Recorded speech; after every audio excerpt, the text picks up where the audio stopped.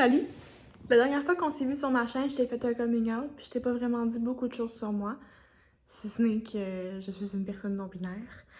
Dans les choses importantes à savoir sur moi, c'est que je suis une personne très très activiste et que je porte avec moi à tous les jours des causes qui sont plus grandes que moi. Dans les causes plus grandes que moi se trouve le féminisme et une grande mission d'égalité, en fait d'équité entre les sexes et entre les sexes, les genres.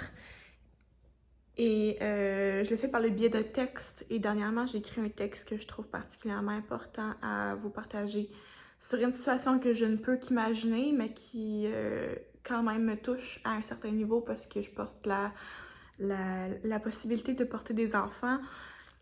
C'est un texte c'est une lettre en fait, une lettre personnelle que j'ai écrite à un partenaire hypothétique qui ultimement va tuer nos enfants. Je trouve que c'est un sujet important à aborder, puis que c'est le reflet de tellement de décès inutiles alors que les hommes pourraient seulement s'occuper de leur ego. Je voulais essayer de créer une onde de choc, donc voilà. Je continuerai donc avec simplement la lecture, puis on vérifiera comment c'est reçu par la suite. Salut! J'ai jamais fait ça, écrire une lettre à quelqu'un que j'ai pas encore rencontré. Écrire une lettre à quelqu'un que je dois hypothétiquement aimer, mais que je préférerais ne jamais croiser. Tu m'excuseras si j'ai besoin de quelques lignes pour rassembler mes idées. Il paraît que je vais encore passer par-dessus un paquet de micro-agressions, ou même d'actual agressions, par amour pour toi, parce qu'on ne devient pas un tueur du jour au lendemain. J'ai vendu le punch au deuxième paragraphe, tu vas tuer nos enfants. C'est eux qui vont avoir poussé dans mon ventre. C'est eux qu'on aura probablement ensemencé dans l'amour. C'est tout ce que je sais pour l'instant. Je sais pas combien de temps nous resterons ensemble, toi et moi. Je sais pas si nos enfants seront encore sous mes jupes, ou si elles auront des ribambelles d'amis, parce qu'elles seront scolarisées et socialisées quand tu les tueras. Je ne sais rien, et je veux même pas savoir, ni même me forcer à l'imaginer. Je veux juste que tu comprennes la violence du geste que tu vas poser. Je veux que tu y ailles en toute connaissance de cause. J'aimerais ça t'expliquer adéquatement non seulement le désir, mais la pression sociale de la maternité. Moi, je sais que je veux des enfants depuis que j'ai 9 ans. Calcule vite, ça fait déjà 12 ans que je cultive ce rêve-là et tu vas assassiner quelques autres années plus tard le plus grand projet de toute ma vie. J'ai envie de t'expliquer que moi, j'ai été diagnostiquée avec la maladie bipolaire à 16 ans et que ça m'a pris des années pour me stabiliser et obtenir l'impression que je ferais une bonne maman. Bon, ça c'est juste mon intersection à moi, mais une autre maman aurait peut-être traversé beaucoup de traitements de fertilité ou des grossesses particulièrement difficiles. Je ne souffrirai pas moins ou plus qu'une autre, mais je pense que tu dois comprendre qu'un bébé, pour moi et pour toutes les personnes qui donnent la vie, c'est tellement précieux. Et même si elle n'était pas prévue dans notre plan de vie, nous voilà pognés les pieds sous le tapis, embarqués, on l'espère, pour la vie.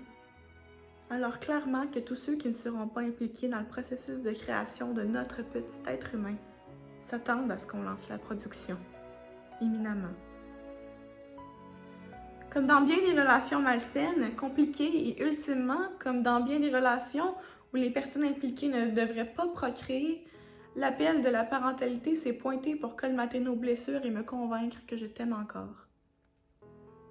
Je dois me convaincre parce que tu es contrôlant, probablement ou éventuellement violent, et que j'ai certainement trop entrepris avec toi pour sentir que j'ai le droit de te quitter. Pourtant, je m'étais promise de ne plus jamais me parquer dans un genre de relation comme ça. Mais tu es sûrement un fin manipulateur, un as de la persuasion et un pro de la lune de miel. Ça fait que nos aïeuls seront fiers de nous. On va faire des bébés pour pas se laisser. Je sais pas non plus comment on va se quitter. Est-ce que je vais chercher refuge parce que tu seras rentré une énième fois trop sous en me crissant une dernière volée? Est-ce que je vais te demander gentiment d'aller consulter, mais que tu vas péter une sale coche meurtrière dans ta tête sans en parler à personne? Est-ce que tu vas nous faire croire que tout est chill? Je sais pas. Tout ce que je sais, c'est que tu vas tellement bad tripper dans ton deuil de nous que tu vas monter le pire plan de ta vie. Tu sais, ultimement, ce sera toi le coupable. Mais au petit matin de notre drame familial, les médias vont te dépeindre comme un papa aimant qui aimait trop ses enfants pour leur faire subir la vie avec des parents séparés.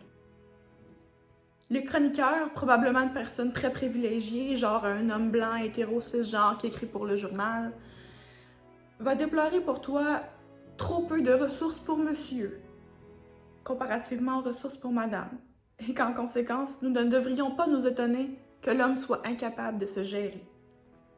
Tu vas passer pour le pauvre homme en détresse et moi pour la conjoint antipathique qui n'a pas su accompagner son homme, sa douce moitié, dans le rétablissement.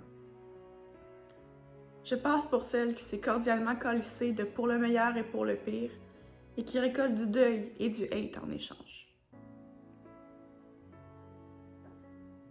Ce sera pas facile à accueillir, mais moi je vais me faire un plaisir de te le dire.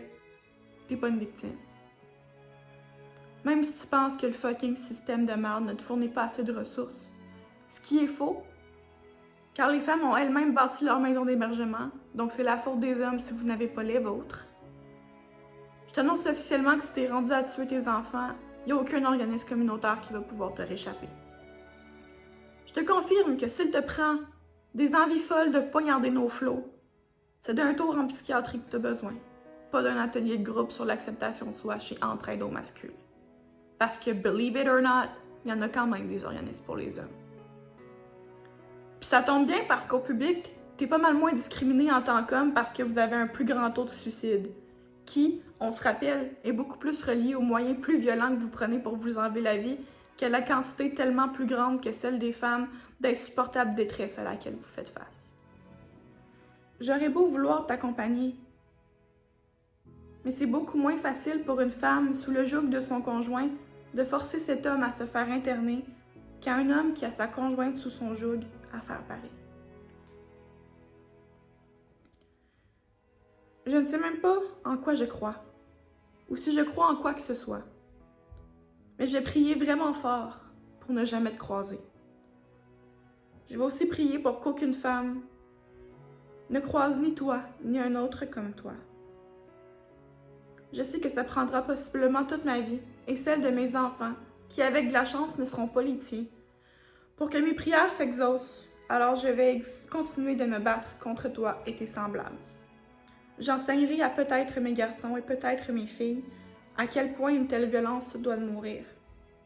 Puis dans l'éventualité dans laquelle mes enfants en auront aussi, je peux prédire que je serai aux premières loges des valeurs sociales de mes petits-enfants et que je m'assurerai du mieux que je peux qu'aucun homme de ma lignée ne tue ses enfants parce qu'il a le cœur brisé.